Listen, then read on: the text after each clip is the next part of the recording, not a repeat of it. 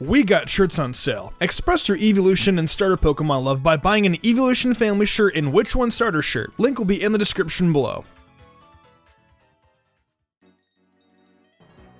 So it's been quite a bit since we've gotten any new Generation 8 information. It's been just about 2.5 months since Sword and Shield were revealed, and I know we're all starving for any kind of new information. Now, one thing I don't do too often is talk about rumors, but because I really like the aspect of this one, I decided to give my input on it. I am of course talking about the rumored armored evolution mechanic. Now there have been tons of rumors that have come out since Sword and Shield's reveal, but what makes this one so interesting is that it was posted just about a week before the Pokemon Direct with a few correct tidbits, being the names of the games and more or less the region being Great Britain. So far the rest of the rumors in the post are unknown whether they are true or not, only time will tell, but I figured I can at least give my input on it. That's why today, I'm giving you all my thoughts on what I believe armored evolution will be, if it is in fact real. Of course keep that in mind that this video is 100% pure speculation and me using my own imagination. So if armored evolution just turns out to be bogus, or it's not what I'm saying it could be, don't come at me angrily in the comment section saying you're wrong, you know. I'm just trying to have some fun while we're waiting on some new information to be revealed to us. So if you guys want to join me on that front, be sure to let me know in the comment section below what you guys think of my speculation as well as your own speculation. I really am interested on what your guys' thoughts are on all this. Alrighty, with the intro out of the way, let's hop into the video.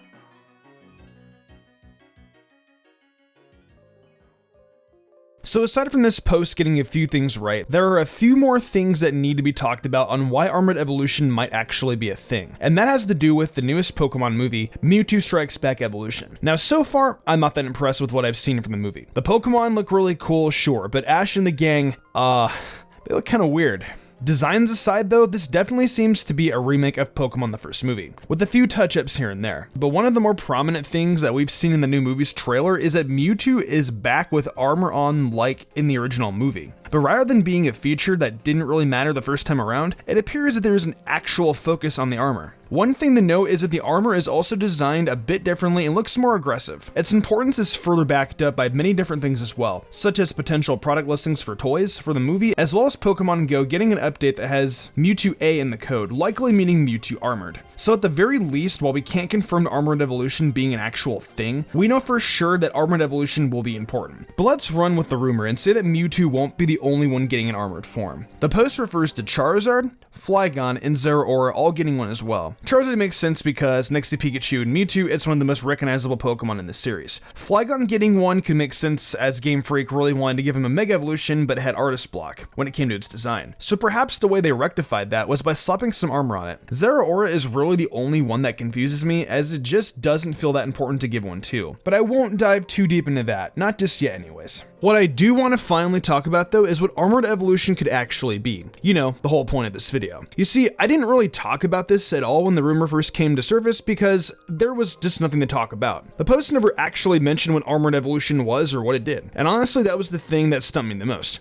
What would armored evolution actually do for a Pokemon, and how could Game Freak make it interesting? I mean, they wouldn't just slap some armor on a Pokemon, raise its defense stats, and call it a day, would they? Probably not. There had to be something more to that. But after really thinking about it, I came up with something that would be beneficial and worthwhile to give to any Pokemon getting an armored form. To put it simply, I believe every Pokemon getting an armored evolution will get not only a uniquely designed suit, but each will have its own unique function. I know that might not be the biggest revelation, but hear me out. For Mewtwo, what I've perceived from both of its armor designs is that it augments its psychic abilities. Now, in the original, it seemed like more of a way for Giovanni to control Mewtwo himself, but certainly it had the capabilities to make Mewtwo even stronger than it was naturally. But this design definitely seems more offensive and possibly something that Mewtwo is going to utilize rather than break free of. Of course, that's speculation, but all the marketing around it really seems like it's going to be a big deal this time around. So to me, this means that Mewtwo's armor will do something for it in terms of increasing its already high attack and special attack while keeping everything else about the same. You might think, why would they do that on paper? Something like Mega Mewtwo Y can do that and more. Well, I imagine the reason would be to diversify and give people options. Sure, you can have Mega Mewtwo Y on your team to do a crazy high special attack damage, but then you're losing your Mega spot, your item on Mewtwo, as well as the pressure ability. I imagine armored evolution would would work more in the way of equipping something to the Pokemon, rather than something that is activated during battle. Now it's possible it could take the item slot, although I just have a feeling it will mechanically work like when you're fusing Pokemon to create the Kyurem and Necrozma forms. So then what's the case for Charizard and the rest of them? Well, that's tricky, as this is going to be 100% me using my imagination, which has a good chance of being horribly incorrect, but gives us a general idea of what I think could happen. If Armored Evolution is supposed to enhance strengths or negative flaws, then certainly if Charizard's flaws is that awful 4x weakness to rock type attacks. So perhaps Charizard's armor would create some kind of barrier protecting it from rock type attacks, or at the very least physical rock type attacks. Charizard has pretty decent stats overall, so adding something that completely negates one of its biggest obstacles could actually turn out very competitively viable for Charizard without the need of its Mega. But these ideas aren't just limited to its stats and weaknesses directly. I think the possibilities are endless. Perhaps for Flygon, it gives us access to its second ability like Thick Fat, and in battle in addition to Levitate, cutting its quad weakness to Ice in half, also while making it double resistant to Fire type. And then for Zeraora, it could be a lot simpler in design compared to the other three, and just have boxing-like equipment on making it a dual electric and fighting type. I think with the augmented suits on these Pokemon, the possibilities are endless, and are as limiting in terms of new battling styles like what Megas and Z-moves gave us. So now, how will this be accomplished? How will Game Freak tie this into the Galar region and likely the story itself? Well, looking back at the post, it says that Melton and Melmetal will have something to do with it somehow. The only thing I can guess is that it's something similar to how Rayquaza is tied to being the first Pokemon to ever Mega Evolve, and it's nothing more than a piece of lore. But on the other hand, maybe it will be a cross-generational thing, like how Zygarde had its different forms in Generation 6, but didn't actually play any kind of role until the games until Generation 7. I mean, to me, Melton and Melmetal are still pretty mysterious Pokemon that were hinted to have some sort of ancient lore. That wouldn't be too surprising, especially since many have thought that this drawing in the side of this hill in the Galar region could possibly be Melton down at the bottom, being attacked by a much larger Melmetal. Yeah, it's not one-to-one in terms of looking alike, but neither are every single hieroglyphic and cave painting that exists. Creative freedom when it comes to art, you know? And there certainly are actual similarities to go off of. How each of the drawings have oddly shaped heads with a singular eye and the odd little tails. It might be a reach, but I could honestly see that being the case. Who knows? Perhaps Galar is Melton and Melmetal's home region. I mean, yeah, it's part of the Generation 7 Pokedex, but the Pokemon cannot be obtained in Alola, and it certainly is not a native Kanto Pokemon. So honestly, I really could buy into those two Pokemon having some sort of relevance in Galar and being the fathers and sons of Armored Evolution. So if that's the case with those two, then what's the deal with other Pokemon? How are they able to achieve this new form of augmented evolution? Well, this is where it gets interesting, and what actually makes me believe that Armored Evolution very well could be real. Whether or not we get some sort of Kalos post-game, geographically speaking, it would make sense for the two regions to be close to each other, considering Galar is based on the UK while Kalos is based on France. If my memory serves me correctly, there was a certain scientist in the Kalos region that was heavily involved with creating suits and pieces of equipment to make humans stronger. That's right, I'm talking about Xerosic. He was largely responsible for all the technology coming from Team Flare, most notably Lysander's Doc Ock suit and the expansion suit that Emma wore. The expansion suit is the big highlight here, as it was not only able to take control of Emma's actions as she slept in the suit, but gave her superhuman-like abilities, like strength and the power to shapeshift. That's completely nuts, and I don't think it would be too absurd to say that the same concept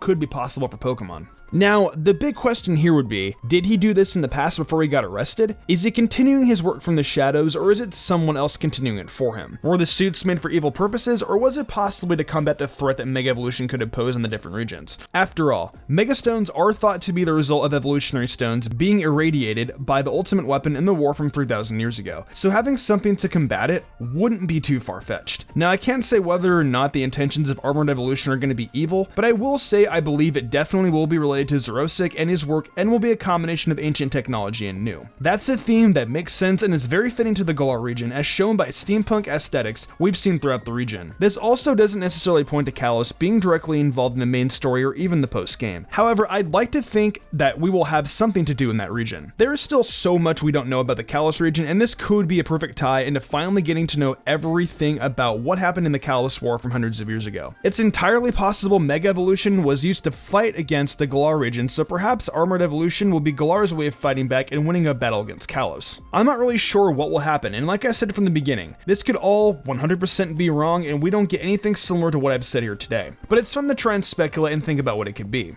And if Armored Evolution turns out to be real and is anything like what I thought of here, I think we will all be in for something really cool later this year when Sword and Shield are released.